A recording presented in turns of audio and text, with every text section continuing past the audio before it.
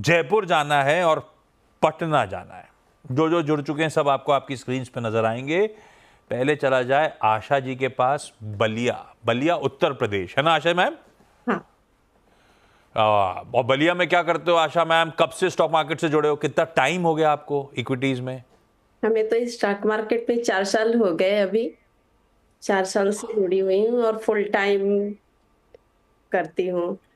Full time करते हो मतलब स्क्रीन के सामने बैठते हो, ट्रेड भी लेते हो, इन्वेस्टमेंट भी करते हो, या सिर्फ ट्रेडिंग फुल टाइम चलती है? मैं 7 o'clock आप लोगों को ही ज्वाइन करती हूँ, 6:57 पे ही, और उसी टाइम। मैं टोकने ही वाला था। Thank you so much correct करने के लिए अपने आप को और थैंक यू सुबह सुबह जुड़ने के लिए। नहीं, उस टाइम से पूरे 3:30 तक और रात 8:30 बजे तक मैं ये सारे, और आप लोगों ने बहुत सिखाया। Thanks a lot to you and your team. Thank you for those kind words Asha ma'am. अच्छा लगता है जब लोग 7 बजे उठ के भी देखना पसंद कर लें तो।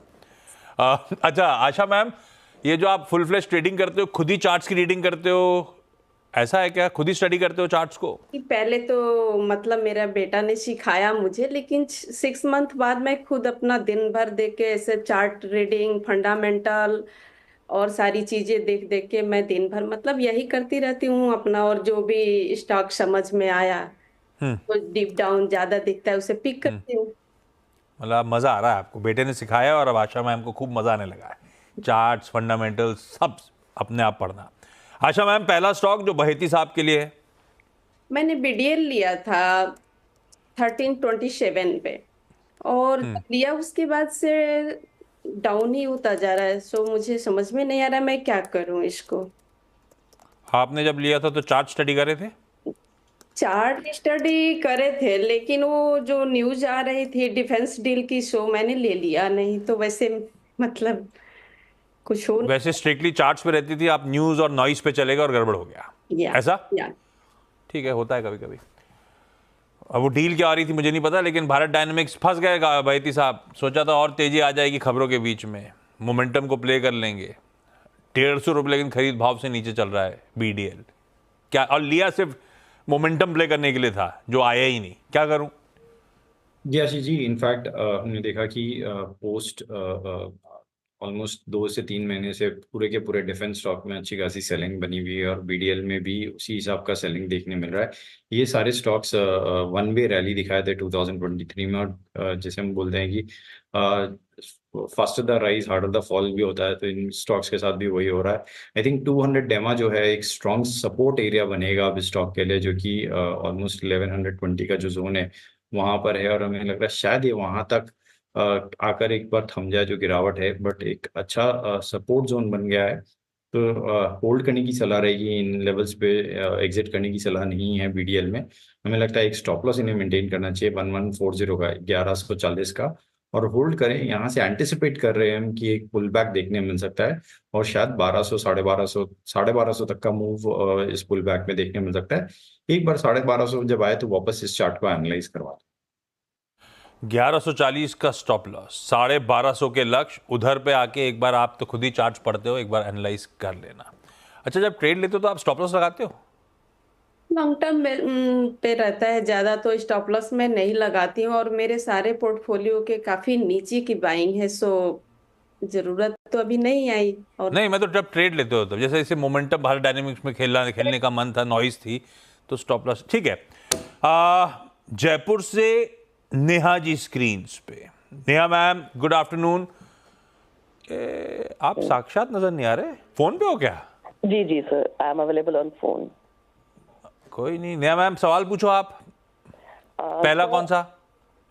मैंने वीआईपी लिया है eight the rate of 250 shares at the rate of 607.5।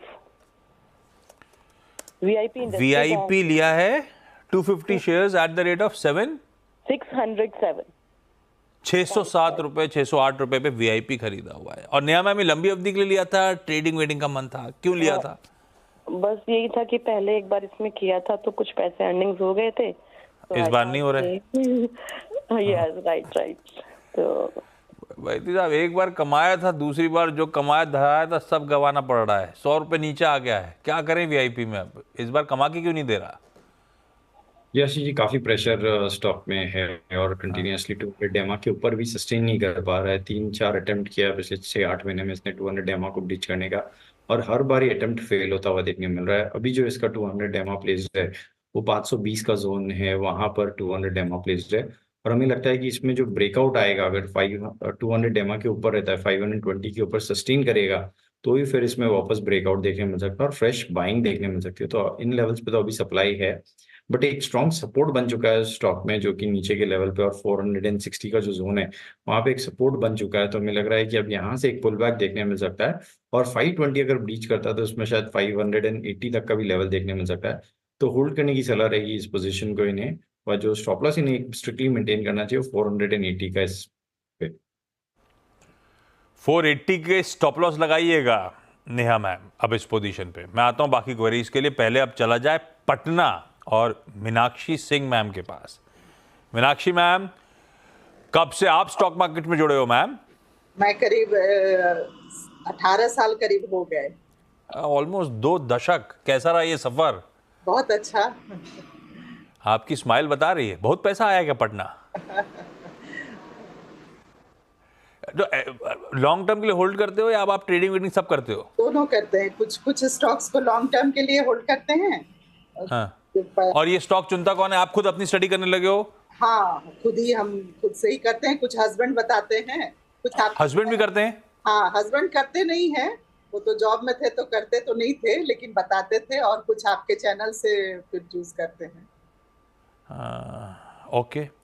Meenakshi ma'am, ये फर्स्ट सोर्स लिया हुआ है कि खरीदने का मन बना रहे हो आप लोग? नहीं, क्या है नहीं। ये? क्वेरी भी पूछी थी मैंने इसी प्रोग्राम में। फर्स्ट सोर्स लिया हुआ है मैंने, उस समय से अभी तक होल्ड किया हुआ है इसे। मेरा अच्छा किया। 8.50 का एवरेज है, और अभी तक मैंने रखा है। जो पहले आए थे तब कितने भाव पे था? उस वक्त तो 150 के आसपास था जब आपसे तो बढ़िया। एक्सपर्ट ने होल्ड करने को कहा था क्या?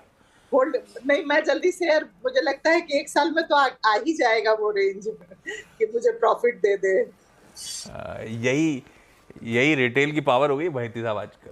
खरीद ही लो, कभी ना कभी तो ऊपर चला ही जाएगा। अभी फर्स्ट सोर्स वाकई आपकी बाइंग लेवल बहुत अच्छा है। 168 का चला अच्छा, अभी कंसोलिडेट हो रहा है, लेकिन अब वो चल नहीं रहा है ना? अभी कुछ दिनों से 300 पर अटका हुआ है। हाँ, अटक गया मामला। हाँ, मुझे भी तो लगा। भाईती साहब से पूछूं क्या, मुनाफा बांध लें या होल्ड हाँ, करें, ऐसा वही पूछूं? मुझे यही पूछना है कि ये 350 से ऊपर जाएगा या मुझे मुनाफा ले लेना है। ये 350 कहां से आया?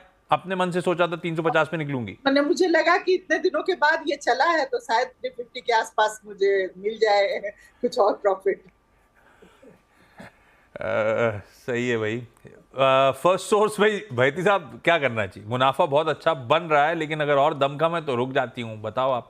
जी आशीष जी, इस पूरे ग्रुप में आरपी संजीव गोयन का ग्रुप में अच्छी हाँ। बाइंग इंटरेस्ट देखने मिली है, और फर्स्ट सोर्स भी उसी ग्रुप की कंपनी है, और यहाँ पे भी अच्छा बाइंग इंटरेस्ट उन्हें देखने मिला। ऑलमोस्ट 1 साल में स्टॉक में डबल का प्राइस का मूव देखने मिला, और मोमेंटम काफी स्ट्रॉन्ग अच्छा बना हुआ है। होल्ड करने की सलाह रहेगी हमारी इसमें। जो एक स्टॉप लॉस इन्हें मेंटेन करना चाहिए वो 290 का एक एसएल मेंटेन करे, और उस पोजीशन को होल्ड करे। जो इनके टारगेट्स है 350 के, वो भी रिसेंट जो हाई जोन है वहीं तक बना हुआ है, तो हमें लगता है वो इन्हें जल्दी देखने मिल सकता है। ये बात सही है। आरपी संजीव गोयन का ग्रुप सीएससी से शुरुआत हुई थी, उसके बाद हर स्टॉक चला, एक्सपेंसर्स को छोड़ के हर स्टॉक बड़ा गजब चढ़ा। मैम ने बाइंग भी अच्छी कर रखी है। 290 के स्टॉप लॉस के साथ होल्ड करो आप मीनाक्षी मैम। आशा मैम, अगला सवाल। टोमेटो है मेरा, 260 की बाइंग है। मैं सोच रही हूँ 1 मंथ के लिए, 1 और 2 मंथ में क्या इसका आउटलुक होगा, और क्या करना चाहिए? मुझे होल्ड करना चाहिए या सेल कर दूं? आपने सिर्फ ट्रेडिंग के लिए लिया था? या कितना टाइम हो गया लिए हुए? 20-25 दिन हुए होंगे। ये 260 पे आया तभी ली थी मैं, अब बुरा नहीं है, 20-25 दिन में 15 रुपए का गेन हो रहा है। रिसेंटली। हाँ, नहीं बुरा नहीं है ट्रेड। भाईती साहब, और मोमेंटम है क्या स्टॉक में? ये जाएगा क्या ऊपर? रख लूं क्या? जी आशीष जी, देखिए चार्टिकली अगर मैं बात करूं तो बहुत अच्छा मोमेंटम बना हुआ है स्टॉक में। हाँ। बाइंग इंटरेस्ट देखने मिल रहा है, लेकिन अगर मैं थोड़ा सा भी फंडामेंटली देखूं तो आशीष जी 2.5 लाख करोड़ की मार्केट कैप समहाउ थोड़ी स्ट्रेस्ड आउट लगती है, और हमें लगता है कि एक स्ट्रिक्ट स्टॉप लॉस इन्हें जरूर रखना चाहिए। 260 का जो इनका परचेज प्राइस है वहां पे एक स्टॉप लॉस जरूर रखे, और अगर उसके नीचे जाता है तो उसमें से एग्जिट करे, क्योंकि हमने वन वे रैली देखा है स्टॉक में, और इस लेवल पे थोड़ा सा ये स्ट्रेच्ड आउट लग रहा है।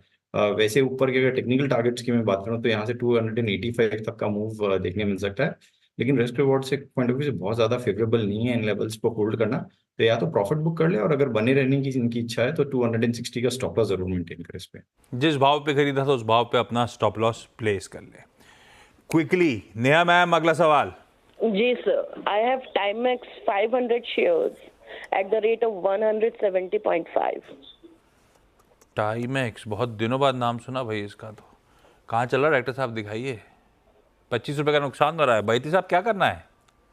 आशीष जी, इसमें थोड़ा सा हमारी सलाह रहेगी कि एक बार लॉस बुक कर ले, क्योंकि स्टॉक 200 डेमा के नीचे वापस स्लिप होता हुआ देखने मिला है, और जहां हमने देखा कि फैशन ज्वेलरीज और इस पूरे सेक्टर में फिर भी अच्छा बाइंग इंटरेस्ट देखने मिला है। टाइमेक्स में वैसा कोई मोमेंटम नहीं बन रहा है, तो यहाँ से एक बार एग्जिट कर ले। अगर इन्हें बने रहना है तो 143 का एक स्टॉप लॉस जरूर मेंटेन करें इस पे। वैसे हमारी सलाह ये है कि इन लेवल्स पे एग्जिट करनी। नहीं तो एक्सपर्ट की मानिए, एग्जिट करिए मैम, बने रहने का कोई मतलब है नहीं इसका मतलब। इससे लॉस में ही निकलना पड़ेगा। चलिए, इस नोट पर Neha ji, Asha ji, Meenakshi ma'am, thank you so much जुड़ने के लिए। बहिती साहब आप बने रहो, ब्रेक के उस पर आपसे आज का SBS स्टॉक पिक लूंगा।